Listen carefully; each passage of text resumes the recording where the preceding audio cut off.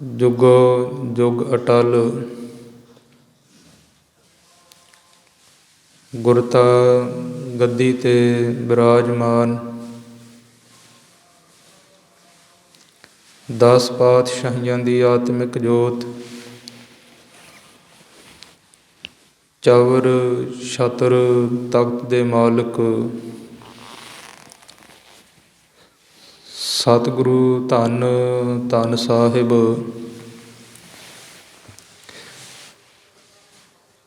ਸ੍ਰੀ ਗੁਰੂ ਗ੍ਰੰਥ ਸਾਹਿਬ ਜੀ ਮਹਾਰਾਜ।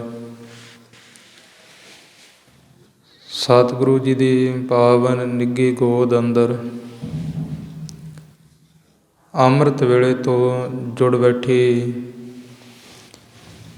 ਗੁਰੂ ਸਵਾਰੀ ਗੁਰੂ ਖਾਲਸਾ ਸਾਧ ਸੰਗਤ ਜੀਓ, ਵੱਡ ਭਾਗੇ ਹੋ ਜੋ ਨਿਤਾ ਪ੍ਰਤੀ ਸਤਿਗੁਰੂ ਜੀ ਦੇ ਚਰਨਾਂ ਦੇ ਵਿੱਚ ਜੁੜ ਕੇ ਸਤਿਗੁਰੂ ਮਹਾਰਾਜ ਜੀ ਦੀ ਅੰਮ੍ਰਿਤਮਈ ਗੁਰਬਾਣੀ ਨਿਤਨੇਮ ਬਾਣੀ ਦੇ ਜਾਪ ਸ਼ਰਵਨ ਕਰਦੇ ਹੋ। ਸੋ ਜੋ ਨਾਲ ਲੜੀਵਾਰ ਕਥਾ ਸਤਿਗੁਰੂ ਧੰਨ ਸਾਹਿਬ ਸ੍ਰੀ ਗੁਰੂ ਤੇਗ ਬਹਾਦਰ ਸਾਹਿਬ ਜੀ ਮਹਾਰਾਜ ਹਜ਼ੂਰ ਦੀ ਪਾਵਨ ਮੁਖਾਰਵਿੰਦ ਰਸਨਾ ਤੋਂ ਜੋ ਅੰਮ੍ਰਿਤਮਈ ਬਾਣੀ ਉਚਾਰਨ ਕੀਤੀ ਹੈ, ਸੋ ਉਸ ਬਾਣੀ ਦੀ ਸੰਗਤ ਜੀ ਵਿਚਾਰ ਚੱਲ ਰਹੀ ਹੈ। ਸੋ ਆਓ ਜਿੰਨੇ ਵੀ ਗੁਰਸਿੱਖ ਸਤਿਗੁਰੂ ਸੱਚੇ ਪਾਤਸ਼ਾਹ ਦੇ ਚਰਨਾਂ ਵਿੱਚ ਜੁੜੇ ਹੋ, ਸਾਰੇ ਸੰਗਤ ਜੀ ਰਸਨਾ ਨੂੰ ਪਵਿੱਤਰ ਕਰੀਏ। ਸ੍ਰੀ ਗੁਰੂ ਤੇਗ ਬਹਾਦਰ ਸਾਹਿਬ ਮਹਾਰਾਜ ਜੀ ਦਾ ਧਿਆਨ ਆਪਣੇ ਹਿਰਦੇ ਦੇ ਅੰਦਰ ਵਸਾਈਏ।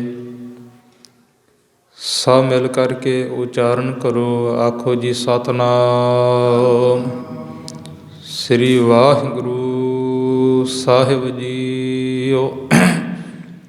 ਸਤਿਨਾਮ ਸ੍ਰੀ ਵਾਹਿਗੁਰੂ ਸਾਹਿਬ ਜੀਓ। ਦੁੱਖ ਸੁੱਖ ਦੁੱਖ ਜਿਹ ਪਰਸੈ ਨਹੀਂ, ਲੋਭ ਮੋਹ ਅਭਿਮਾਨ। ਕਹੋ ਨਾਨਕ ਸੁਨ ਰੇ ਮਨਾ, ਸੋ ਮੂਰਤ ਭਗਵਾਨ।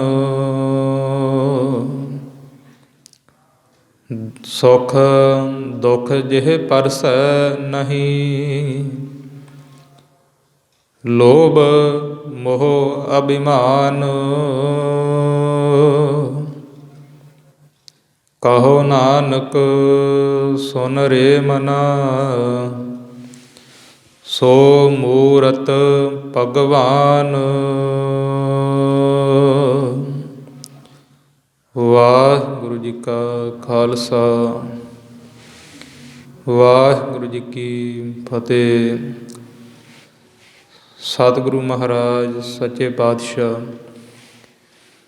ਸਾਹਿਬ ਸ੍ਰੀ ਗੁਰੂ ਤੇਗ ਬਹਾਦਰ ਸਾਹਿਬ ਜੀ ਸੰਗਤ ਜੀ ਪਾਵਨ ਸ਼ਬਦ ਦੀ ਬਖਸ਼ਿਸ਼ ਕਰਦੇ ਨੇ। ਇਸ ਪਾਵਨ ਸ਼ਬਦ ਦੇ ਅੰਦਰ ਸਤਿਗੁਰੂ ਮਹਾਰਾਜ ਜੀ ਉਸ ਗੁਰਸਿੱਖ ਦੀ, ਉਸ ਗੁਰਮੁਖ ਦੀ, ਉਸ ਸੰਤ ਮਹਾਂਪੁਰਖ ਦੀ ਅਵਸਥਾ ਨੂੰ ਦਰਸਾਉਂਦੇ ਨੇ, ਜਿਹੜਾ ਸੰਗਤ ਜੀ ਦੇ ਅਧਿਆਸ ਤੋਂ ਉੱਪਰ ਹੈ, ਜਿਹਨੂੰ ਗੁਰਬਾਣੀ ਦੇ ਅੰਦਰ ਜੀਵਨ ਮੁਕਤ ਪੁਰਖ ਆਖਿਆ ਹੈ। ਕਿ ਭਾਵ ਜੀਵਨ ਦੇ ਵਿੱਚ ਵਿਚਰਦਿਆਂ ਹੋਇਆਂ, ਜੋ ਸਰੀਰ ਵਿੱਚ ਰਹਿੰਦਿਆਂ ਹੋਇਆਂ ਜਿਹੜਾ ਸੰਗਤ ਜੀ ਮੁਕਤ ਹੈ, ਉਸ ਦੇ ਲੱਛਣਾਂ ਦੇ ਬਾਬਤ, ਉਸ ਦੀ ਨਿਸ਼ਾਨੀ ਕਿਹੋ ਜਿਹੀ ਹੈ, ਉਹਦਾ ਵਿਵਹਾਰ ਕਿਹੋ ਜਿਹਾ ਹੈ ਉਹ ਮਹਾਰਾਜ ਜੀ ਇਸ ਪਾਵਨ ਸ਼ਬਦ ਵਿੱਚ ਦੱਸਦੇ ਨੇ। ਹਜ਼ੂਰ ਸ੍ਰੀ ਗੁਰੂ ਤੇਗ ਬਹਾਦਰ ਸਾਹਿਬ ਜੀ ਫਰਮਾਉਂਦੇ ਨੇ ਕਿ ਸੁੱਖ ਦੁੱਖ ਜਿਹੇ ਪਰਸੈ ਨਹੀਂ, ਕਿ ਭਾਈ ਜੀਵਨ ਮੁਕਤ ਪੁਰਖ ਉਹ ਹੈ। ਸਤਿਗੁਰੂ ਜੀ ਕਹਿੰਦੇ ਸੰਗਤ ਜੀ ਨੂੰ ਸਰੀਰ ਵਿੱਚ ਰਹਿੰਦਿਆਂ ਹੋਇਆਂ ਜੇਕਰ ਕੋਈ ਪਦਾਰਥ ਮਿਲੇ, ਚਾਹੋ ਕਿਸੇ ਚੀਜ਼ ਦੀ ਪ੍ਰਾਪਤੀ ਹੋ ਜਾਵੇ, ਉਹ ਕਹਿੰਦੇ ਫਿਰ ਉਸ ਸਮੇਂ ਆ ਕੇ ਉਹ ਵਸਤੂ ਨੂੰ ਪ੍ਰਾਪਤ ਕਰਕੇ ਬਹੁਤਾ ਖੁਸ਼ ਨਹੀਂ ਹੁੰਦਾ। ਸੁੱਖ ਦੁੱਖ ਜਿਹੇ ਪਰਸੈ ਨਹੀਂ, ਦੁੱਖ ਤੋਂ ਭਾਵ ਜੇਕਰ ਕੋਈ ਚੀਜ਼ ਚਲੀ ਜਾਵੇ, ਚਾਹੋ ਵਾਹਿਗੁਰੂ ਨਾ ਕਰੇ ਕੋਈ ਸਰੀਰ ਦੇ ਉੱਪਰ ਕਸ਼ਟ ਆ ਗਿਆ, ਕਿਸੇ ਦਾ ਵਿਯੋਗ ਹੋ ਗਿਆ, ਵਿਛੋੜਾ ਪੈ ਗਿਆ, ਮਹਾਰਾਜ ਜੀ ਕਹਿੰਦੇ ਫਿਰ ਉਹ ਗੁਰਮੁਖ ਹੈ ਜਿਹੜਾ ਜੀਵਨ ਮੁਕਤ, ਉਹ ਇੱਕ ਰਸ ਰਹਿੰਦਾ ਹੈ। ਸੁੱਖ ਦੁੱਖ ਜਿਹੇ ਪਰਸੈ ਨਹੀਂ, ਪਰਸੈ ਤੋਂ ਭਾਵ ਕਿ ਜਿਹਨੂੰ ਪੋਹ ਨਹੀਂ ਸਕਦਾ। ਜੇਕਰ ਉਹਨੂੰ ਕੋਈ ਮਿਲਿਆ ਤਾਂ ਬਹੁਤਾ ਪ੍ਰਸੰਨ ਨਹੀਂ ਹੁੰਦਾ। ਜੇਕਰ ਸੰਗਤ ਜੀ ਉਹਦੇ ਕੋਲ ਕੋਈ ਚਲਿਆ ਜਾਵੇ, ਕੋਈ ਵਸਤੂ ਗਈ, ਤਾਂ ਉਹਦੇ ਵਿਯੋਗ ਵਿੱਚ ਉਹ ਬਿਰਲਾਪ ਨਹੀਂ ਕਰਦਾ। ਉਹ ਪਰਮਾਤਮਾ ਵਾਹਿਗੁਰੂ ਨੂੰ ਮਿਹਣੇ ਨਹੀਂ ਮਾਰਦਾ ਕਿ ਵਾਹਿਗੁਰੂ ਤੂੰ ਮੈਨੂੰ ਇੰਨੇ ਦੁੱਖ ਕਿਉਂ ਦਿੱਤੇ ਨੇ।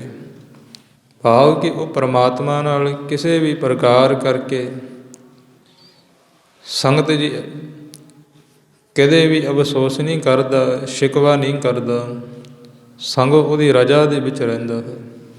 ਮਹਾਰਾਜ ਜੀ ਕਹਿੰਦੇ ਸੁੱਖ ਦੁੱਖ ਜਿਹੇ ਪਰਸੈ ਨਹੀਂ, ਲੋਭ ਮੋਹ ਅਭਿਮਾਨ।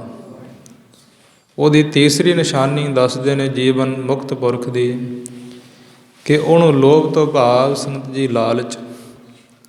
ਇਹ ਨਹੀਂ ਹੁੰਦਾ ਕਿ ਵੇਖੋ ਜਿਹੜਾ ਸੰਸਾਰ ਵਿੱਚ ਹਰੇਕ ਜੀਵ ਦੀ ਇਹ ਅਵਸਥਾ ਹੈ, ਹਰੇਕ ਜੀਵ ਦੀ ਸੰਗਤ ਜੀ ਦਿਸ਼ਾ ਹੈ। ਹਰੇਕ ਜੀਵ ਆਪਣੇ ਵਾਸਤੇ ਅਤੇ ਆਪਣੇ ਸੰਬੰਧੀਆਂ ਦੇ ਵਾਸਤੇ ਕੁਝ ਨਾ ਕੁਝ ਜੋੜਦਾ ਹੈ। ਹਰੇਕ ਜੀਵ ਸੁੱਖ ਦੇ ਬਾਬਤ ਸੰਸਾਰ ਵਿੱਚ ਭੱਜਿਆ ਫਿਰਦਾ ਹੈ। ਮਹਾਰਾਜ ਜੀ ਕਹਿੰਦੇ ਪਰ ਜਿਹੜਾ ਜੀਵਨ ਮੁਕਤ ਪੁਰਖ ਹੈ, ਉਹਦੀ ਭਾਈ ਸੰਗਤ ਜੀ ਦੀ ਤੀਸਰੀ ਨਿਸ਼ਾਨੀ ਇਹ ਹੈ ਕਿ ਉਹਨੂੰ ਕਿਸੇ ਵੀ ਪਦਾਰਥ ਦਾ, ਕਿਸੇ ਵੀ ਚੀਜ਼ ਦਾ ਲੋਭ ਭਾਵ ਲਾਲਚ ਨਹੀਂ। ਮੋਹ ਤੋਂ ਭਾਵ ਹੈ ਤ੍ਰਿਸ਼ਨਾ। ਮੋਹ ਅਤੇ ਲੋਭ ਦੇ ਵਿੱਚ ਸੰਗਤ ਜੀ ਥੋੜ੍ਹਾ ਅੰਤਰ ਹੈ। ਲੋਭ ਹੈ ਜਿਹੜਾ ਲਾਲਚ ਕਰਕੇ ਮਨੁੱਖ ਕਿਸੇ ਨੂੰ ਵੱਧ ਕਰਕੇ ਵੀ, ਭਾਵ ਕਿਸੇ ਨੂੰ ਮਾਰ ਕੇ ਵੀ ਉਹਦੇ ਕੋਲੋਂ ਚੀਜ਼ ਖੋਹ ਲੈਂਦਾ ਹੈ। ਪਰ ਮੋਹ ਦੇ ਵਿੱਚ ਜੀਵ ਕਿਸੇ ਦੀ ਹੱਤਿਆ ਨਹੀਂ ਕਰਦਾ, ਭਾਵ ਕਿਸੇ ਨੂੰ ਮਾਰਦਾ ਨਹੀਂ। ਸੰਗਤ ਜੀ ਮੋਹ ਹੋਰ ਚੀਜ਼ ਹੈ। ਮੋਹ ਦੇ ਐਸਾ ਸਨੇਹ ਹੈ, ਮੋਹ ਨੂੰ ਕਹੀਏ ਸਮਝਣ ਵਾਸਤੇ ਕਿ ਜੇਕਰ ਕੋਈ ਜੀਵ ਕੋਲ ਕੋਈ ਚੀਜ਼ ਹੋਵੇ ਜਿਹਦੇ ਨਾਲ ਉਹਦਾ ਸਨੇਹ ਹੋਵੇ, ਉਹ ਚੀਜ਼ ਉਹਨੂੰ ਵਸਤੂ ਦੇ ਵੀ ਦਿੰਦਾ ਹੈ। ਇਹਨੂੰ ਕਹਿੰਦੇ ਨੇ ਭਾਈ ਮੋਹ। ਮਹਾਰਾਜ ਜੀ ਕਹਿੰਦੇ ਜਿਹੜਾ ਪ੍ਰਭੂ ਦਾ ਪਿਆਰਾ ਹੈ, ਜਿਹੜਾ ਸੰਗਤ ਸ੍ਰੀ ਗੁਰੂ ਤੇਗ ਬਹਾਦਰ ਸਾਹਿਬ ਜੀ ਮਹਾਰਾਜ ਫਰਮਾਉਂਦੇ ਨੇ ਕਿ ਜੀਵਨ ਮੁਕਤ ਪੁਰਖ ਹੈ, ਉਹਨੂੰ ਕਿਸੇ ਨਾਲ ਮੋਹ ਨਹੀਂ, ਕਿਉਂਕਿ ਉਹ ਜਾਣਦਾ ਹੈ ਕਿ ਸਾਰਾ ਸੰਸਾਰ ਮਿਥਿਆ ਰੂਪ ਹੈ, ਦ੍ਰਿਸ਼ਟਮਾਨ ਹੈ ਸਗਲ ਮਥੇਨਾ। ਅਤੇ ਪੰਜਵੀਂ ਉਹਦੀ ਨਿਸ਼ਾਨੀ ਦੱਸਦੇ ਨੇ ਗੁਰੂ ਸਾਹਿਬ ਜੀ ਕਿ ਅਭਿਮਾਨ। ਸੁੱਖ ਦੁੱਖ ਜਿਹੇ ਪਰਸੈ ਨਹੀਂ। ਮਹਾਰਾਜ ਜੀ ਕਹਿੰਦੇ ਉਹਨੂੰ ਸੁੱਖ ਅਤੇ ਦੁੱਖ ਪੋ ਨਹੀਂ ਸਕਦਾ। ਲੋਭ ਮੋਹ ਅਭਿਮਾਨ, ਨਾ ਉਹਨੂੰ ਕਿਸੇ ਦਾ ਲਾਲਚ ਹੈ, ਨਾ ਉਹਨੂੰ ਕਿਸੇ ਦੀ ਆਸਾ ਹੈ। ਅਭਿਮਾਨ ਤੋਂ ਭਾਵ ਕਿ ਨਿਰਾਦਰ, ਨਾ ਉਹਨੂੰ ਆਪਣੇ ਆਪ ਦਾ ਅਭਿਮਾਨ ਹੰਕਾਰ ਗਰਭ ਹੈ ਕਿ ਮੇਰੇ ਕੋਲ ਆਹ ਵਸਤੂ ਹੈ, ਮੇਰੇ ਕੋਲ ਆਹ ਚੀਜ਼ ਹੈ। ਮਹਾਰਾਜ ਜੀ ਕਹਿੰਦੇ ਇਹੋ ਜਿਹਾ ਪੁਰਖ ਜਿਹਦੇ ਵਿੱਚ ਭਾਈ ਇਹ ਨਿਸ਼ਾਨੀਆਂ ਨੇ, ਜਿਹਦੇ ਇਹ ਲੱਛਣ ਨੇ, ਉਹ ਜੀਵਨ ਮੁਕਤ ਪੁਰਖ ਹੈ। ਸੰਗਤ ਜੀ ਇਹ ਜਿਹੜੀ ਅਵਸਥਾ ਮਹਾਰਾਜ ਨੇ ਕਥਨ ਕੀਤੀ ਹੈ, ਇਹ ਬਹੁਤ ਉੱਚੀ ਅਵਸਥਾ ਹੈ। ਕਿਉਂਕਿ ਹਰੇਕ ਜੀਵ ਸੁੱਖ ਦੇ ਵਿੱਚ ਆ ਕਰਕੇ ਵਾਹਿਗੁਰੂ ਨੂੰ ਵਿਸਾਰ ਦਿੰਦਾ ਹੈ। ਦੁੱਖ ਦੇ ਵਿੱਚ ਆ ਕਰਕੇ ਹਰੇਕ ਜੀਵ ਡੋਲ ਜਾਂਦਾ ਹੈ। ਹਰ ਇੱਕ ਦੇ ਵੱਸ ਦੀ ਗੱਲ ਨਹੀਂ ਕਿ ਜੀਵ ਦੀ ਐਸੀ ਅਵਸਥਾ ਹੋਵੇ। ਇਤਿਹਾਸ ਵਿੱਚ ਜ਼ਿਕਰ ਮਿਲਦਾ ਹੈ ਕਿ ਸ੍ਰੀ ਗੁਰੂ ਅਰਜਨ ਸਾਹਿਬ ਜੀ ਮਹਾਰਾਜ ਸਤਿਗੁਰੂ ਸ੍ਰੀ ਅੰਮ੍ਰਿਤਸਰ ਸਾਹਿਬ ਸੁਦਾਸਰ ਦੀ ਭੂਮੀ 'ਤੇ ਬਿਰਾਜਮਾਨ ਨੇ। ਉੱਥੇ ਵੀ ਮਹਾਰਾਜ ਜੀ ਸੰਗਤ ਜੀ ਜੀਵਨ ਪੁਰਖ ਦੀ ਅਵਸਥਾ ਦੱਸ ਰਹੇ ਸੀ। ਤਾਂ ਮਹਾਰਾਜ ਦੀ ਸੰਗਤ ਦੇ ਵਿੱਚ ਇੱਕ ਭਾਈ ਭਿਖਾਰੀ ਨਾਮ ਦਾ ਗੁਰਸਿੱਖ ਬੈਠਾ। ਉਹਨੇ ਸ੍ਰੀ ਗੁਰੂ ਅਰਜਨ ਸਾਹਿਬ ਮਹਾਰਾਜ ਨੂੰ ਬੇਨਤੀ ਕੀਤੀ ਕਿ ਮਹਾਰਾਜ, ਜੋ ਆਪ ਜੀ ਨੇ ਆਪਣੀ ਰਸਨਾ ਤੋਂ ਜੀਵਨ ਮੁਕਤ ਪੁਰਖ ਦੀ ਅਵਸਥਾ ਕਥਨ ਕੀਤੀ ਹੈ, ਸਤਿਗੁਰੂ ਜੀ ਆਪ ਜੀ ਸਤ ਬਚਨਾਂ ਹੀ ਕਥਨ ਕਰਦੇ ਹੋ, ਪਰ ਮਹਾਰਾਜ ਕਿਰਪਾ ਕਰੋ। ਗੁਰੂ ਨਾਨਕ ਸਾਹਿਬ ਜੀ ਮਹਾਰਾਜ ਆਪ ਜੀ ਦੇ ਘਰ ਦੇ ਵਿੱਚ ਬੜੇ ਕਰਨੀ ਅਤੇ ਕਥਨੀ ਵਾਲੇ ਗੁਰਸਿੱਖ ਨੇ। ਕਿਰਪਾ ਕਰੋ ਮਹਾਰਾਜ, ਜਿਹੜੇ ਗੁਰਸਿੱਖ ਦੀ ਐਸੀ ਅਵਸਥਾ ਹੈ, ਜਿਹੜਾ ਦੁੱਖ ਅਤੇ ਸੁੱਖ ਦੇ ਵਿੱਚ ਨਿਰਲੇਪ ਇੱਕ ਰਸ ਰਹਿੰਦਾ ਹੈ, ਜਿਹੜਾ ਜੀਵਨ ਮੁਕਤ ਹੈ, ਮਹਾਰਾਜ ਮੈਨੂੰ ਉਸ ਗੁਰਮੁਖ ਦੇ ਦਰਸ਼ਨ ਕਰਵਾਓ। ਤਾਂ ਉਸ ਵੇਲੇ ਸੰਗਤ ਜੀ ਧੰਨ ਸ੍ਰੀ ਗੁਰੂ ਅਰਜਨ ਸਾਹਿਬ ਜੀ ਮਹਾਰਾਜ ਨੇ ਕਿਹਾ ਭਾਈ ਭਿਖਾਰੀ ਨਾਮ ਦੇ ਗੁਰਸਿੱਖ ਨੂੰ ਕਿ ਗੁਰਸਿੱਖਾ, ਗੁਜਰਾਤ ਦੀ ਧਰਤੀ 'ਤੇ ਸਾਡਾ ਪਿਆਰਾ ਗੁਰਸਿੱਖ ਭਾਈ ਗੁਰਮੁਖ ਰਹਿੰਦਾ ਹੈ, ਜਾ ਕੇ ਤੂੰ ਉਹਦੇ ਦਰਸ਼ਨ ਕਰ ਲੈ। ਉਹਦੇ ਦਰਸ਼ਨ ਕਰਕੇ ਉਹਦੇ ਜੀਵਨ ਦੇ ਵਿੱਚ ਜਿਹੜੇ ਉਹਦਾ ਆਚਰਨ ਹੈ, ਉਹਦਾ ਵਿਵਹਾਰ ਹੈ, ਉਹਦੀ ਰਹਿਣ ਸਹਿਣ ਹੈ, ਉਹ ਜਿਹੜੀ ਅਵਸਥਾ ਸਤਿਗੁਰੂ ਮਹਾਰਾਜ ਜੀ ਕਹਿੰਦੇ ਅਸੀਂ ਜੀਵਨ ਪੁਰਖ ਦੀ ਕਥਨ ਕੀਤੀ ਹੈ, ਉਹਦੇ ਜੀਵਨ ਦੇ ਵਿੱਚ ਸਾਰੀ ਝਲਕਦੀ ਹੈ। ਉਹ ਜੀਵਨ ਮੁਕਤ ਪੁਰਖ ਹੈ। ਤਾਂ ਉਸ ਵੇਲੇ ਸੰਗਤ ਜੀ ਮਹਾਰਾਜ ਜੀਆਂ ਤੋਂ ਭਾਈ ਭਿਖਾਰੀ ਜੀ ਆਗਿਆ ਲੈ ਕੇ ਗਏ। ਜਿਸ ਵੇਲੇ ਆਗਿਆ ਲੈ ਕੇ ਗਏ, ਭਾਈ ਭਿਖਾਰੀ ਜੀ ਰਸਤੇ ਵਿੱਚ ਜਾ ਰਹੇ ਨੇ।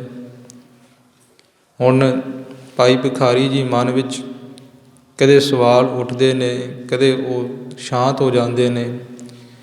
ਆਪਣੇ ਮਨ ਵਿੱਚ ਹੀ ਸੋਚਦੇ ਨੇ ਕਿ ਮਨਾ ਐਸਾ ਕਿਹੜਾ ਜੀਵ ਹੋਵੇਗਾ ਸੰਸਾਰ ਵਿੱਚ ਕਿ ਜਿਹਨੂੰ ਲੋਭ ਨਾ ਹੋਵੇਗਾ, ਕਿ ਜਿਹੜਾ ਆਪਣੇ ਬੱਚਿਆਂ ਦੇ ਵਾਸਤੇ ਪਦਾਰਥ ਨਹੀਂ ਜੋੜਦਾ ਹੋਵੇਗਾ,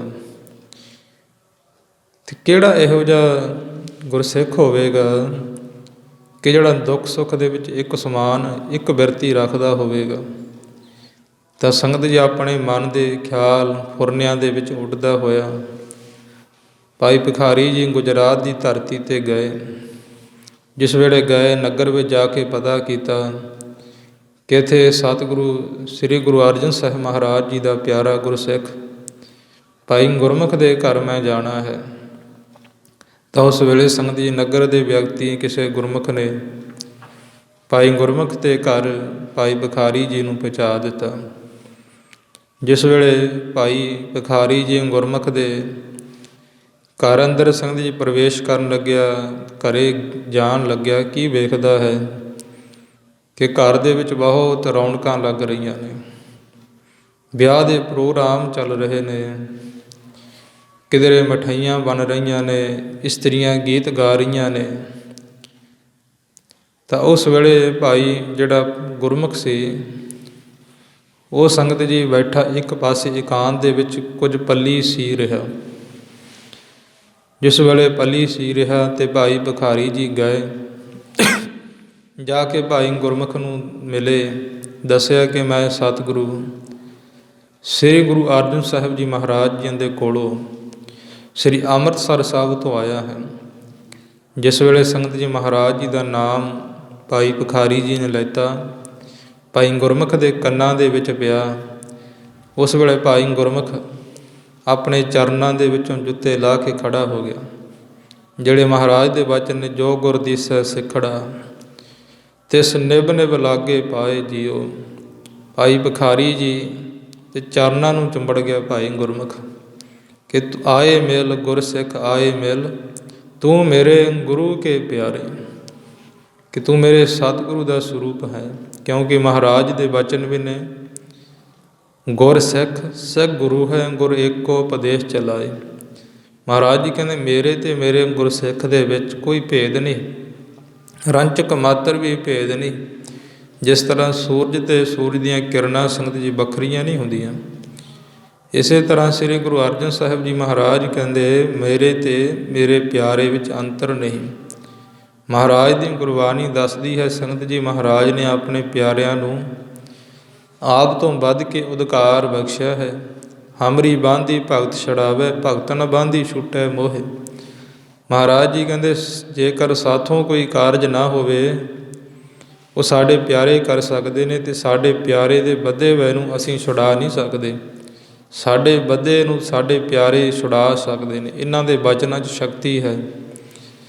ਸੁਰਹੁ ਵਿਚਾਰ ਸੰਗਤ ਜੀ ਮਹਾਰਾਜ ਦਾ ਗੁਰਸਿੱਖ ਜਾਣ ਕੇ ਭਾਈ ਭਿਖਾਰੀ ਦਾ ਭਾਈ ਗੁਰਮੁਖ ਨੇ ਬੜਾ ਅਦਬ ਕੀਤਾ, ਸਾਰੇ ਵਿਆਹ ਦੇ ਕਾਰਜ ਬਾਰੇ ਦੱਸੇ।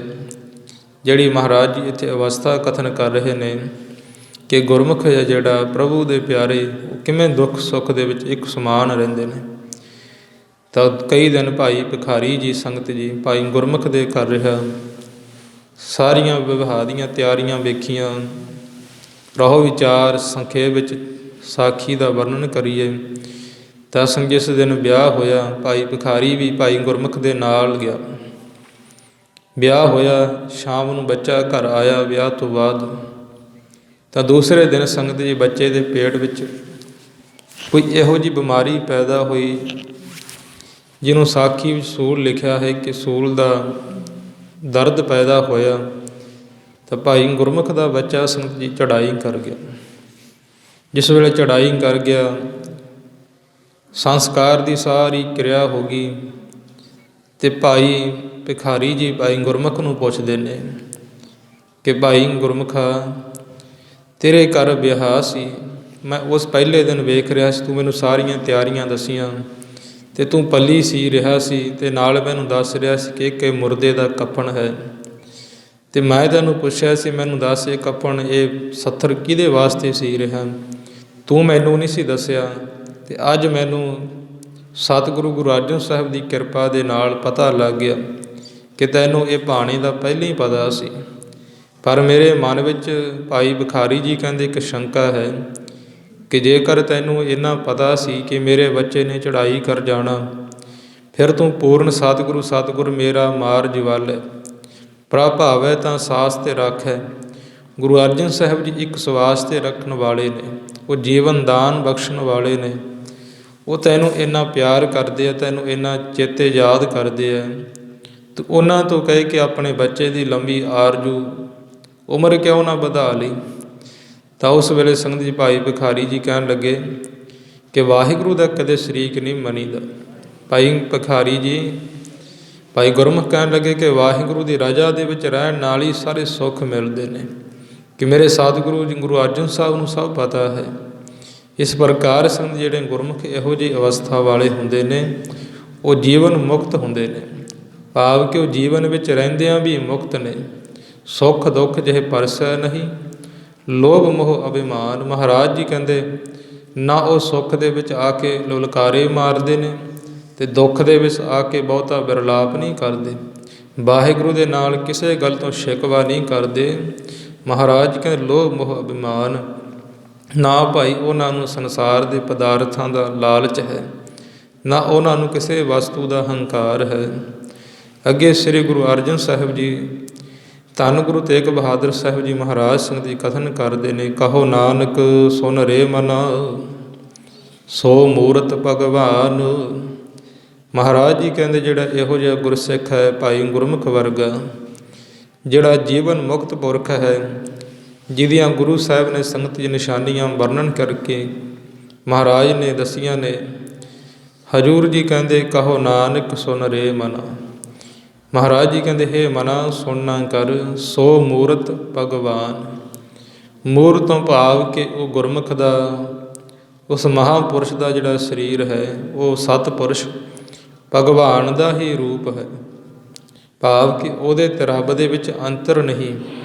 ਕਿਉਂਕਿ ਸੰਗਤ ਜੀ ਰੱਬ ਜਿਹੜਾ ਪਰਮੇਸ਼ਰ ਹੈ ਉਹ ਵੀ ਦੁੱਖ ਸੁੱਖ ਤੋਂ ਰਹਿਤ ਹੈ, ਅਤੇ ਪ੍ਰਭੂ ਦਾ ਪਿਆਰਾ ਵੀ ਦੁੱਖ ਸੁੱਖ ਤੋਂ ਰਹਿਤ ਹੈ। ਉਹਨਾਂ ਦੇ ਆਪਸੀ ਜਿਹੜੇ ਗੁਣ ਨੇ ਉਹ ਮਿਲ ਜਾਂਦੇ ਨੇ, ਤਾਂ ਤੇ ਮਹਾਰਾਜ ਜੀ ਕਹਿੰਦੇ ਪ੍ਰਭੂ ਦਾ ਅਤੇ ਪ੍ਰਭੂ ਦੇ ਪਿਆਰੇ ਵਿੱਚ ਅੰਤਰ ਨਹੀਂ।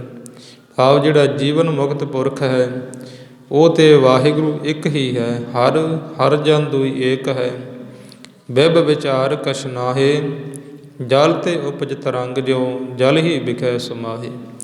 ਸ੍ਰੀ ਗੁਰੂ ਗੋਬਿੰਦ ਸਿੰਘ ਸਾਹਿਬ ਦੇ ਸੰਗਤ ਜੀ ਬਚਨ ਨੇ। ਮਹਾਰਾਜ ਜੀ ਕਹਿੰਦੇ ਹਰ ਭਾਵ ਹਰੀ ਪਰਮੇਸ਼ਰ, ਹਰ ਜਨ ਉਹਦੇ ਪਿਆਰੇ, ਦੋਈ ਏਕ ਹੈ। ਮਹਾਰਾਜ ਜੀ ਕਹਿੰਦੇ ਦੋਨੇ ਇੱਕ ਹੀ ਸਰੂਪ ਨੇ। ਭਾਵ ਜੀ ਦੀ ਸੰਗਤ ਜੀ ਇਹੋ ਜਿਹੀ ਅਵਸਥਾ ਹੈ। ਅੱਗੇ ਗੁਰੂ ਸਾਹਿਬ ਜੀ ਫਰਮਾਨਦੇ ਹਨ, ਉਸਤਤ ਨਿੰਦਿਆ ਨਾਹੇ ਜਿਹੇ, ਕੰਚਨ ਲੋਹੋ ਸਮਾਨ। ਮਹਾਰਾਜ ਜੀ ਜੀਵਨ ਮੁਕਤ ਪੁਰਖ ਦੀ ਅਵਸਥਾ ਹੋਰ ਵਿਸਥਾਰ ਦੇ ਨਾਲ ਦੱਸਦੇ ਨੇ। ਸੱਚੇ ਪਾਤਸ਼ਾਹ ਜੀ ਕਹਿੰਦੇ ਸੰਗਤ ਜੀ ਉਸਤਤ ਨਿੰਦਿਆ ਜਿਹੇ, ਕੰਚਨ ਲੋਹੋ ਸਮਾਨ। ਉਸਤਤ ਤੋਂ ਭਾਵ ਹੈ ਵਡਿਆਈ, ਨਿੰਦਿਆ ਤੋਂ ਭਾਵ ਅਪਕੀਰਤੀ। ਕਿਉਂਕਿ ਸੰਗਤ ਜੀ ਕੋਈ ਐਸਾ ਸੰਸਾਰ ਵਿੱਚ ਮਨੁੱਖ ਨਹੀਂ ਹੋਵੇਗਾ ਜਿਹੜਾ ਆਪਣੀ ਉਸਤਤ ਸੁਣ ਕੇ ਪ੍ਰਸੰਨ ਨਾ ਹੁੰਦਾ ਹੋਵੇ। ਇੱਥੋਂ ਤੱਕ ਕਿ ਸੰਸਾਰ ਦੇ ਵਿੱਚ ਜਿਹੜੇ ਜ਼ਿਆਦਾਤਰ ਸਮਾਜ ਵਿੱਚ ਵਿਚਰਨ ਵਾਲੇ ਲੋਕ ਨੇ, ਉਹਨਾਂ ਨੇ ਸਪੈਸ਼ਲ ਆਪਣੇ ਵਿਅਕਤੀ ਰੱਖੇ ਹੁੰਦੇ ਨੇ ਉਸਤਤੀ ਕਰਾਉਣ ਵਾਸਤੇ। ਹਰੇਕ ਹੀ ਮਹਿਕਮੇ ਦੇ ਅੰਦਰ ਸੰਗਤ ਜੀ ਐਸੇ ਮਨੁੱਖ ਮਿਲ ਜਾਣਗੇ ਜਿਹੜੇ ਤੁਹਾਨੂੰ ਆਪਣੀ ਵਡਿਆਈ ਸੁਣ ਕੇ ਬੜੇ ਖੁਸ਼ ਹੋਣਗੇ। ਪਰ ਮਹਾਰਾਜ ਜੀ ਕਹਿੰਦੇ ਜਿਹੜੇ ਪ੍ਰਭੂ ਦੇ ਪਿਆਰੇ ਨੇ, ਜਿਹੜੇ ਜੀਵਨ ਮੁਕਤ ਨੇ, ਉਸਤਤ ਆਪਣੀ ਕੀਰਤੀ, ਵਡਿਆਈ, ਨਿੰਦਿਆ ਭਾਵ ਕਿ ਅਪਜਸ, ਕਿ ਉਹਨਾਂ ਦੇ ਬਾਬਤ ਕੋਈ ਉਹਨਾਂ ਦੀ ਸ਼ਾਨ ਦੇ ਖਿਲਾਫ ਕੋਈ ਬੋਲੇ। ਮਹਾਰਾਜ ਜੀ ਕਹਿੰਦੇ ਉਸਤਤ ਨਿੰਦਿਆ ਨਾਹੇ ਜਿਹੇ, ਉਹਨਾਂ ਨੂੰ ਭਾਈ ਪਾਉਂਦੀ ਨਹੀਂ ਉਸਤਤ ਤੇ ਨਿੰਦਿਆ। ਕੰਚਨ ਲੋਹੋ ਸਮਾਨ। ਕੰਚਨ ਤੋਂ ਭਾਵ ਸੋਨਾ, ਲੋਹ ਤੋਂ ਭਾਵ ਲੋਹਾ, ਕਿ ਲੋਹਾ ਅਤੇ ਕੰਚਨ ਉਹਨਾਂ ਨੂੰ ਇੱਕੋ ਜਿਹਾ ਲੱਗਦਾ ਹੈ। ਨਿੰਦਿਆ ਅਤੇ ਵਡਿਆਈ ਉਹਨਾਂ ਨੂੰ ਇੱਕੋ ਜਿਹੀ ਲੱਗਦੀ ਹੈ। ਉਹ ਨਿੰਦਿਆ ਸੁਣ ਕੇ ਮਹਾਰਾਜ ਜੀ ਕਹਿੰਦੇ ਦੁਖੀ ਨਹੀਂ ਹੁੰਦੇ ਕਿ ਸਾਡੇ ਬਾਬਤ ਸਾਡੀ ਸ਼ਾਨ ਦੇ ਖਿਲਾਫ ਇਹ ਬੋਲਦੇ ਨੇ ਸੰਸਾਰ ਦੇ ਲੋਕ। ਅਤੇ ਉਸਤਤ ਸੁਣ ਕੇ ਸੰਗਤ ਜੀ ਉਹ ਪ੍ਰਸੰਨ ਨਹੀਂ ਹੁੰਦੇ। ਅਤੇ ਜੇਕਰ ਕੰਚਨ ਤੋਂ ਭਾਵ ਕਿ ਕੰਚਨ ਤੋਂ ਭਾਵ ਕਹੀਏ ਸੋਨਾ, ਸੋਨੇ ਵਰਗੇ ਚੰਗੇ ਪਦਾਰਥ, ਅਤੇ ਲੋਹੋ ਵਰਗੇ ਸੰਗਤ ਜੀ ਉਹ ਕਿਸੇ ਨੂੰ ਇਤਿਆਦਿਕ ਜਿਹੜੇ ਪਦਾਰਥ ਨੇ ਉਹਨਾਂ ਵਿੱਚ ਲੁਭਾਏ ਮਾਣ ਨਹੀਂ ਹੁੰਦੇ। ਮਹਾਰਾਜ ਜੀ ਕਹਿੰਦੇ ਇੱਕ ਰਸ ਬਿਰਤੀ ਰੱਖਦੇ ਨੇ ਜੀਵਨ ਮੁਕਤ ਪੁਰਖ। ਇਤਿਹਾਸ ਵਿੱਚ ਜੇਕਰ ਆਉਂਦਾ ਹੈ ਇਹ ਸੰਗਤ ਜਿਹੜੀ ਅਵਸਥਾ ਹੈ ਇਹ ਬਹੁਤ ਹੀ ਵੱਡੀ ਅਵਸਥਾ ਹੈ। ਮਹਾਰਾਜ ਸ਼੍ਰੀ ਗੁਰੂ ਅਰਜਨ ਸਾਹਿਬ ਜੀ ਇਹ ਸ਼ਬਦ ਨੂੰ ਹੋਰ ਸ਼੍ਰੀ ਸੁਖਮਨੀ ਸਾਹਿਬ ਅੰਦਰ ਵਿਸਥਾਰ ਸਹਿ ਦੱਸਦੇ ਨੇ। 9ਵੀਂ ਅਸ਼ਟਪਦੀ ਅੰਦਰ ਮਹਾਰਾਜ ਜੀ 7ਵੇਂ ਸ਼ਬਦ ਅੰਦਰ ਕਥਨ ਕਰਦੇ ਨੇ ਕਿ ਇਹੋ ਜਿਹਾ ਮਨੁੱਖ ਸੰਗਤ ਜੀ ਕੌਣ ਹੁੰਦਾ ਹੈ, ਕਿਵੇਂ ਇਹੋ ਜਿਹੀ ਅਵਸਥਾ ਪ੍ਰਾਪਤ ਹੁੰਦੀ ਹੈ ਉਸਤਤ ਤੇ ਨਿੰਦਿਆ ਦੀ। ਮਹਾਰਾਜ ਜੀ ਕਹਿੰਦੇ ਪ੍ਰਭ ਕੀ ਆਗਿਆ ਆਤਮ ਹਿਤਾਵੈ, ਜੀਵਨ ਮੁਕਤ ਸੋ ਕਹਾਵੈ, ਤੈਸਾ ਹਰਖ ਤੈਸਾ ਉਹ ਸੋਗ। ਕਿ ਜਿਹੜਾ ਭਾਈ ਪ੍ਰਭੂ ਦੀ ਆਗਿਆ ਵਿੱਚ ਰਹਿਣ ਵਾਲਾ ਹੈ ਉਹ ਮਹਾਰਾਜ ਜੀ ਕਹਿੰਦੇ ਸੰਗਤ ਜੀਵਨ ਮੁਕਤ ਹੈ।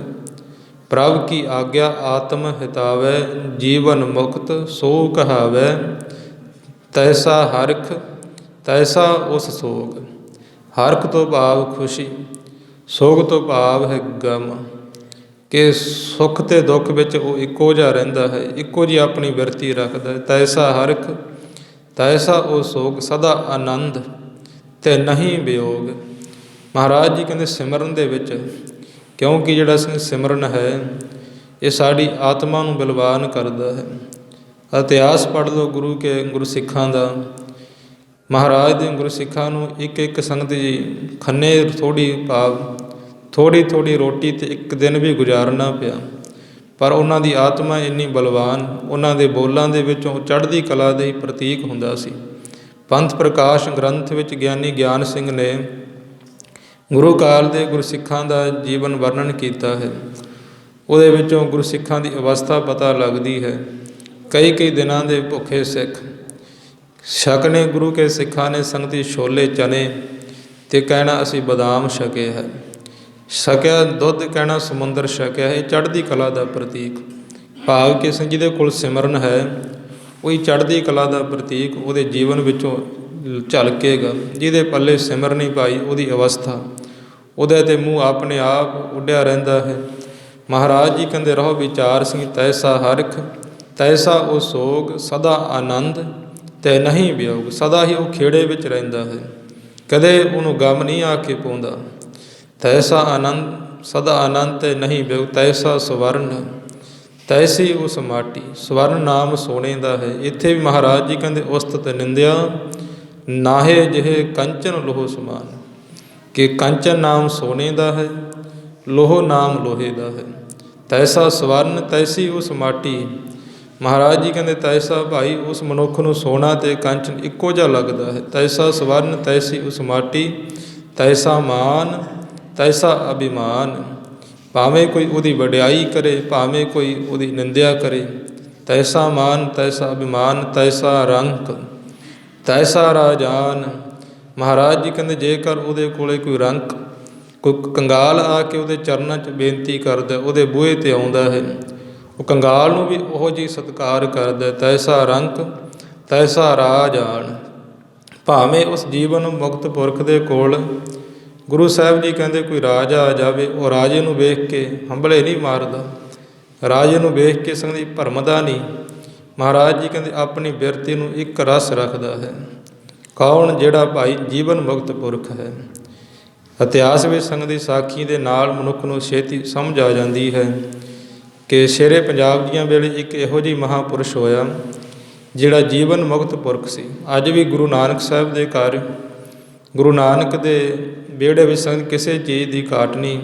ਗੁਰਸਿੱਖਾਂ ਦੇ ਘਰਾਂ ਵਿੱਚ ਵੱਡੇ ਵੱਡੇ ਕਰਨੀ ਵਾਲੇ ਮਹਾਂਪੁਰਖ ਪੈਦਾ ਹੁੰਦੇ ਨੇ, ਪੰਥ ਵਿੱਚ ਹੈ ਵੀ। ਪਰ ਸ਼ੇਰੇ ਪੰਜਾਬ ਦੀਆਂ ਵੇਲੇ ਬਾਬਾ ਬੁੱਧੂ ਸਾਹਿਬ ਜੀ ਮਹਾਂਪੁਰਸ਼ ਹੋਏ, ਬੜੇ ਰੰਗ ਰਤੜੇ ਮਹਾਂਪੁਰਸ਼, ਜਿਹਦੀ ਸਤਿਗੁਰੂ ਸਾਹਿਬ ਜੀ ਇੱਥੇ ਅਵਸਥਾ ਦਰਸਾ ਰਹੇ ਨੇ। ਜਿਹੜੇ ਗੁਣ ਸਤਿਗੁਰੂ ਸਾਹਿਬ ਜੀ ਸੰਧੀ ਕਥਨ ਕਰ ਰਹੇ ਨੇ, ਉਹ ਸਾਰੇ ਗੁਣ ਉਸ ਮਹਾਂਪੁਰਖ ਦੇ ਵਿੱਚ। ਕਿ ਸ਼ੇਰੇ ਪੰਜਾਬ ਜੀ ਜਿਹੜੇ ਸਨ ਸੰਗਤ ਜੀ, ਇਹ ਬਹੁਤ ਹੀ ਧਰਮੀ ਰਾਜੇ ਸੀ। ਇਹਨਾਂ ਦੇ ਰਾਜ ਦੇ ਵਿੱਚ ਕਿਸਾਨ ਅਤੇ ਮਜ਼ਦੂਰ ਬੜਾ ਹੀ ਖੁਸ਼ ਸੀ। ਵਪਾਰੀ ਹਰ ਵਰਗ ਇਹਨਾਂ ਦੇ ਮਨੁੱਖ, ਵਾਹਿਗੁਰੂ ਹਰ ਮਨੁੱਖ ਇਹਨਾਂ ਦੇ ਰਾਜ ਵਿੱਚ ਪ੍ਰਸੰਨ ਸੀ। ਦੂਸਰੀ ਬਾਤ ਕਿ ਇਹਨਾਂ ਦੇ ਰਾਜ ਦੇ ਵਿੱਚ ਅੱਜ ਤੱਕ ਕਿਸੇ ਵੀ ਮਨੁੱਖ ਨੂੰ ਫਾਂਸੀ ਨਹੀਂ ਲੱਗੀ। ਇਹਨਾਂ ਦੇ ਰਾਜ ਦੀਆਂ ਸੰਗਤ ਅੱਜ ਵੀ ਤਾਰੀਫਾਂ ਕੀਤੀਆਂ ਜਾਂਦੀਆਂ ਨੇ ਸ਼ੇਰੇ ਪੰਜਾਬ ਦੀਆਂ, ਕਿਉਂਕਿ ਧਰਮੀ ਸੀ। ਜਿਹਦੇ ਕੋਲ ਭਾਈ ਧਰਮ ਹੋਵੇ ਉਹਦੇ ਕੋਲ ਦਇਆ ਹੁੰਦੀ ਹੈ, ਅਤੇ ਦਇਆ ਵਾਲਾ ਮਨੁੱਖ ਕਦੇ ਵੀ ਸੰਗਤ ਜੀ ਕਿਸੇ 'ਤੇ ਪਾਪ ਨਹੀਂ ਕਰਦਾ। ਹਰੇਕ ਦੇ ਅੰਦਰ ਪਰਮੇਸ਼ਰ ਦੀ ਜੋਤ ਵੇਖਦਾ ਹੈ।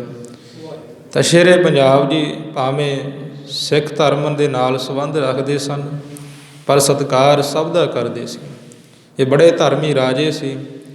ਤਾਂ ਸ਼ੇਰੇ ਪੰਜਾਬ ਜੀ ਸੰਗਤ ਜੀ ਇੱਕ ਵਾਰੀ ਕਿਸੇ ਮੁਹਿੰਮ 'ਤੇ ਜਾ ਰਹੇ, ਤਾਂ ਸ਼ੇਰੇ ਪੰਜਾਬ ਜੀ ਦੇ ਜਿਹੜੇ ਅਹਿਲਕਾਰ ਸਨ, ਜਿਹੜੇ ਸਲਾਹਕਾਰ ਸਨ, ਉਹਨਾਂ ਨੇ ਦੱਸਿਆ ਕਿ ਮਹਾਰਾਜਾ ਸਾਹਿਬ ਜੀ ਜਿਹੜੀ ਮੁਹਿੰਮ 'ਤੇ ਆਪਾਂ ਜਾ ਰਹੇ ਹਾਂ, ਉੱਥੇ ਸੰਸਾਰਿਕ ਸਾਧਨਾਂ ਦੇ ਨਾਲ ਤਾਂ ਜਿੱਤ ਪ੍ਰਾਪਤ ਕੀਤੀ ਜਾ ਸਕਦੀ ਹੈ, ਪਰ ਇਹ ਬਹੁਤ ਦੂਰ ਅਤੇ ਲੰਮੇ ਸਮੇਂ ਦੇ ਨਾਲ, ਭਾਵ ਕਿ ਸੰਗ ਥੋੜ੍ਹਾ ਉਹਨਾਂ ਦੱਸਣ ਦੇ ਵਿੱਚ ਸੀ ਕਿ ਮੁਹਿੰਮ ਅਸੰਭਵ ਹੈ। ਜੇਕਰ ਕੋਈ ਰੱਬ ਦਾ ਪਿਆਰਾ, ਗੁਰੂ ਨਾਨਕ ਦਾ ਪਿਆਰਾ ਆਪਣੇ ਰਸਨਾ ਤੋਂ ਬਚਨ ਕਰ ਦੇਵੇ, ਗੁਰੂ ਨਾਨਕ ਦੇ ਚਰਨਾਂ ਦੇ ਵਿੱਚ ਫਰਿਆਦ ਕਰ ਦੇਵੇ, ਤਾਂ ਆਪਾਂ ਨੂੰ ਇਹ ਮੁਹਿੰਮ ਛੇਤੀ ਆਪਣੇ ਕਦਮ ਚੁੰਮੇਗੀ, ਛੇਤੀ ਫਤਿਹ ਹੋਵੇਗੀ। ਕਿਉਂਕਿ ਮਹਾਰਾਜ ਦੇ ਬਚਨ ਨਾਨਕ ਦਾਸ ਮੁਖ ਤੇ ਜੋ ਬੋਲੇ, ਇਹਾ ਉਹਾ ਸੱਚ ਹੋਵੇ। ਕਿ ਜਿਹੜੇ ਗੁਰੂ ਨਾਨਕ ਦੇ ਦਾਸ, ਗੁਰੂ ਮਹਾਰਾਜ ਦੇ ਪਿਆਰੇ ਨੇ, ਉਹ ਸੰਗਤ ਜਿਹੜੀ ਆਪਣੀ ਰਸਨਾ ਤੋਂ ਕੋਈ ਸ਼ਬਦ ਨੂੰ ਬਿਆਨ ਕਰਦੇ ਨੇ, ਇਹਾ ਪਰਲੋਕ ਉਹਾ ਲੋਕ, ਦੋਨਾਂ ਲੋਕਾਂ, ਲੋਕ ਅਤੇ ਪਰਲੋਕ ਵਿੱਚ ਮਹਾਰਾਜ ਦੇ ਪਿਆਰੇ ਦੀ ਚੱਲਦੀ ਹੈ।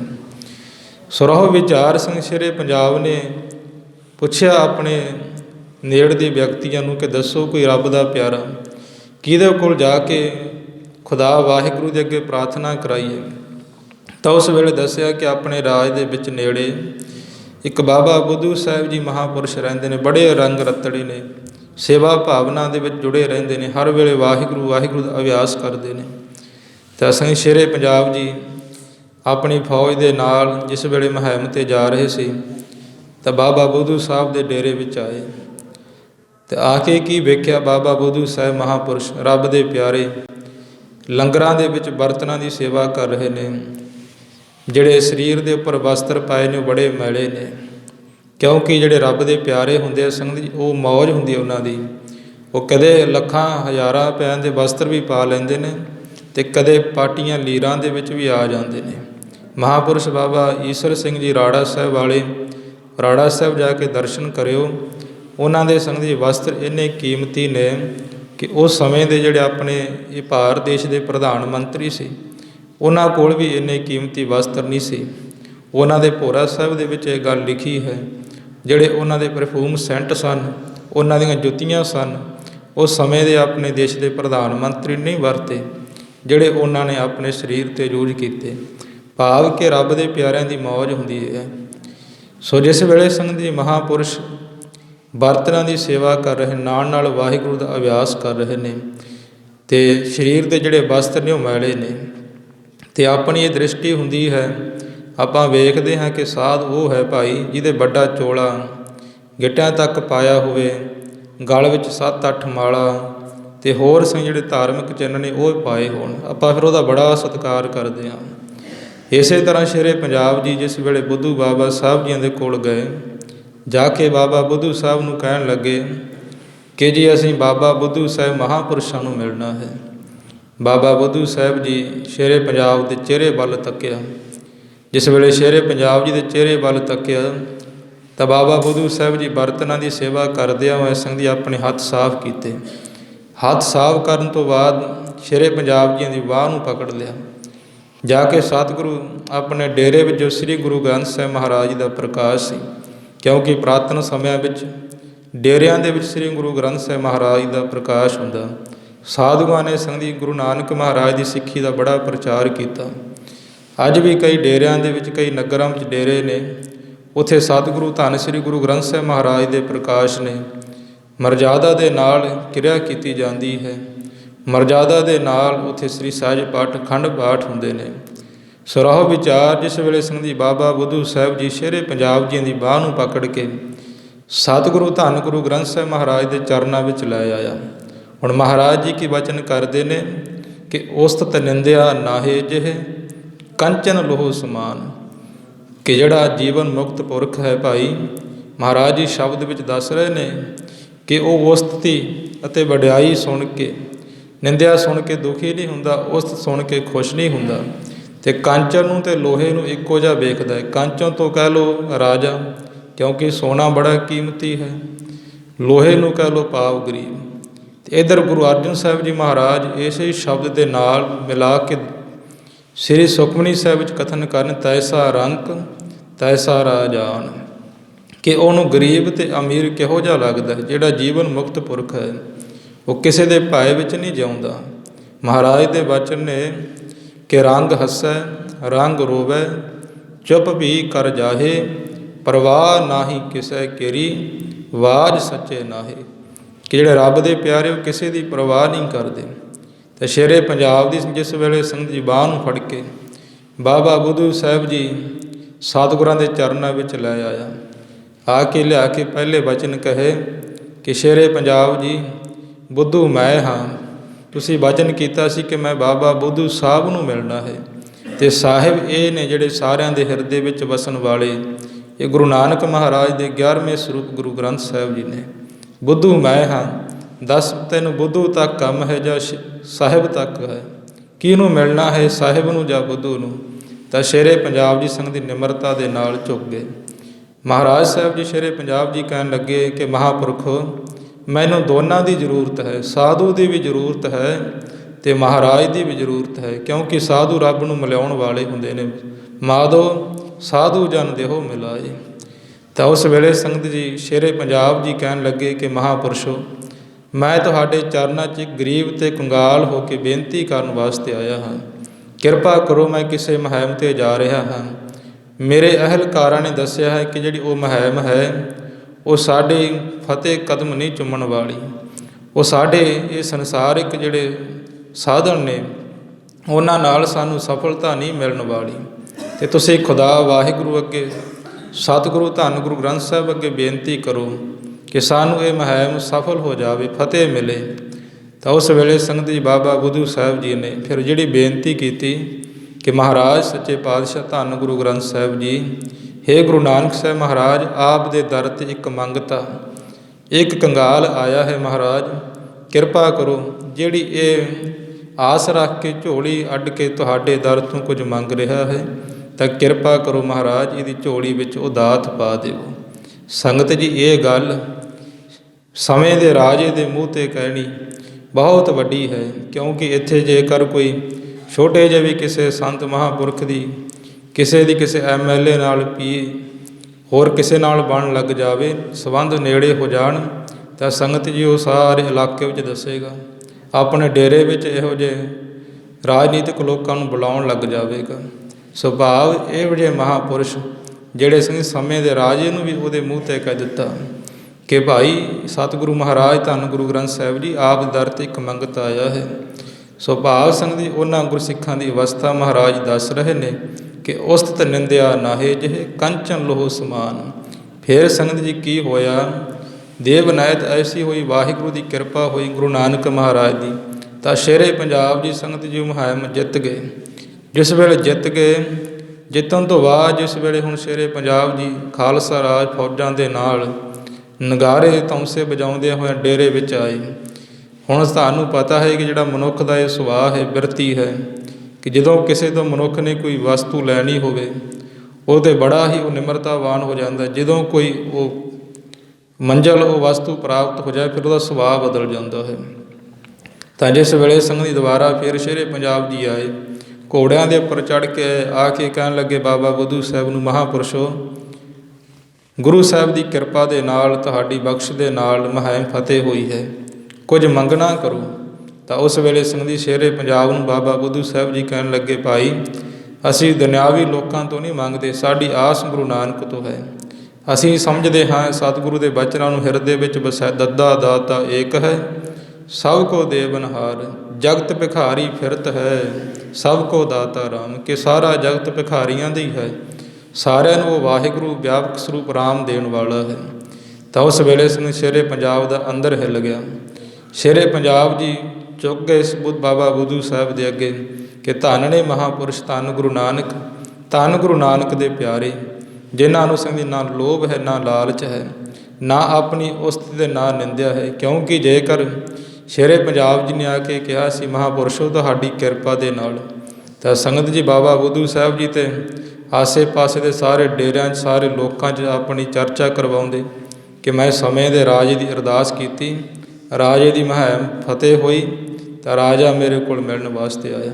ਪਰ ਨਹੀਂ ਸੰਗਤ ਜੀ, ਉਹ ਅਵਸਥਾ ਨੂੰ ਜਰ ਲਿਆ। ਇਹ ਹੈ ਸਾਧੂਆਂ ਦੀ ਅਵਸਥਾ, ਇਹ ਹੈ ਜੀਵਨ ਮੁਕਤ ਪੁਰਖ ਦੀ ਅਵਸਥਾ। ਇੱਥੇ ਵੀ ਗੁਰੂ ਸਾਹਿਬ ਜੀ ਬਾਬਾ ਬੁੱਧੂ ਸਾਹਿਬ ਵਰਗੇ ਸਤਿਪੁਰਸ਼ਾਂ ਦੀ ਅਵਸਥਾ ਦੱਸਦੇ ਨੇ। ਉਸਤਤ ਨਿੰਦਿਆ ਨਾਹੇ ਜਿਹੇ ਕੰਚਨ ਲੋਹ ਸਮਾਨ। ਮਹਾਰਾਜ ਜੀ ਕਹਿੰਦੇ ਉਸਤ ਸੁਣ ਕੇ ਭਾਈ ਉਹ ਪ੍ਰਸੰਨ ਨਹੀਂ ਹੁੰਦੇ, ਅਤੇ ਨਿੰਦਿਆ ਸੁਣ ਕੇ ਭਾਈ ਉਹ ਦੁਖੀ ਨਹੀਂ ਹੁੰਦੇ। ਕੰਚਨ ਅਤੇ ਲੋਹੇ ਨੂੰ ਇੱਕੋ ਜਿਹਾ ਵੇਖਦੇ ਨੇ। ਇੱਧਰ ਗੁਰੂ ਅਰਜਨ ਸਾਹਿਬ ਜੀ ਮਹਾਰਾਜ ਕਹਿੰਦੇ ਤੈਸਾ ਰੰਕ ਤੈਸਾ ਰਾਜਾਨ। ਉਹ ਗਰੀਬ ਨੂੰ ਅਤੇ ਰਾਜੇ ਨੂੰ ਇੱਕ ਦ੍ਰਿਸ਼ਟੀ ਨਾਲ ਵੇਖਦੇ ਨੇ। ਤੈਸਾ ਰੰਕ ਤੈਸਾ ਰਾਜਾਨ, ਜੋ ਵਰਤਾਏ ਸਾਈ ਜੁਗਤ, ਨਾਨਕੋ ਪੁਰ ਕਹੀਏ ਜੀਵਨ ਮੁਕਤ। ਉਹ ਕਹਿੰਦੇ ਨੇ ਕਿ ਮਹਾਰਾਜ ਜੋ ਆਪ ਜੀ ਦਾ ਭਾਣਾ ਹੈ, ਜੋ ਆਪ ਜੀ ਵਰਤਾਉਂਦੇ ਹੋ, ਜੋ ਖੇਡ ਖੇਡਦੇ ਹੋ ਸੱਤ ਹੈ, ਉਹਨੂੰ ਸੰਗਤ ਜੀ ਮਹਾਰਾਜ ਨੇ ਜੀਵਨ ਮੁਕਤ ਪੁਰ ਕਿਹਾ ਹੈ। ਹੁਣ ਗੁਰੂ ਸਾਹਿਬ ਜੀ ਅੱਗੇ ਫਰਮਾਉਂਦੇ ਨੇ, ਕਹੋ ਨਾਨਕ ਸੁਨ ਰੇ ਮਨ ਮੁਕਤ ਤਾਹੇ ਤੈ ਜਾਨ। ਮਹਾਰਾਜ ਜੀ ਕਹਿੰਦੇ ਉਹ ਪੁਰਖ ਭਾਈ ਹੈ ਮੇਰੇ ਮਨਾ ਸੁਣ ਨਾ ਕਰ। ਗੁਰੂ ਸਾਹਿਬ ਜੀ ਕਹਿੰਦੇ ਉਹ ਪੁਰਖ ਮੁਕਤ ਹੈ। ਕਹੋ ਨਾਨਕ ਸੁਨ ਰੇ ਮਨਾ ਮੁਕਤ ਤਾਹੇ ਤੈ ਜਾਨ। ਐਸੇ ਮਹਾਂਪੁਰਸ਼ ਨੂੰ ਜੀਵਨ ਮੁਕਤ ਜਾਣਨਾ ਕਰ। ਚਾਹੋ ਕਹੀਏ ਜੇਕਰ ਇਹ ਮਨਾ ਤੂੰ ਐਸੇ ਮਹਾਂਪੁਰਖ ਦਾ ਸੰਗ ਕਰੇਗਾ, ਤੈਨੂੰ ਵੀ ਮਹਾਂਪੁਰਸ਼ ਜੀਵਨ ਮੁਕਤੀ ਦੀ ਦਾਤ ਬਖਸ਼ ਦੇਣਗੇ। ਸੋ ਸਤਿਗੁਰੂ ਸਾਹਿਬ ਜੀ ਕਿਰਪਾ ਕਰਨ। ਇੱਥੇ ਸੰਗਤ ਸ਼ਬਦ ਦੀ ਸਮਾਪਤੀ ਹੈ। ਆਓ ਸਤਿਗੁਰੂ ਸਾਹਿਬ ਦੇ ਚਰਨਾਂ ਵਿੱਚ ਅਰਦਾਸ ਕਰੀਏ ਜੀ। ਉਸਤਤ ਨਿੰਦਿਆ ਨਾਹੇ ਜਿਹੇ ਕਾਂਚਨ ਲੋਹ ਸਮਾਨ। ਕਹੋ ਨਾਨਕ ਸੁਨ ਰੇ ਮਨਾ ਮੁਕਤ ਤਾਹੇ ਤੈ ਜਾਨ। ਵਾਹਿਗੁਰੂ ਜੀ ਕਾ ਖਾਲਸਾ, ਵਾਹਿਗੁਰੂ ਜੀ ਕੀ ਫਤਿਹ।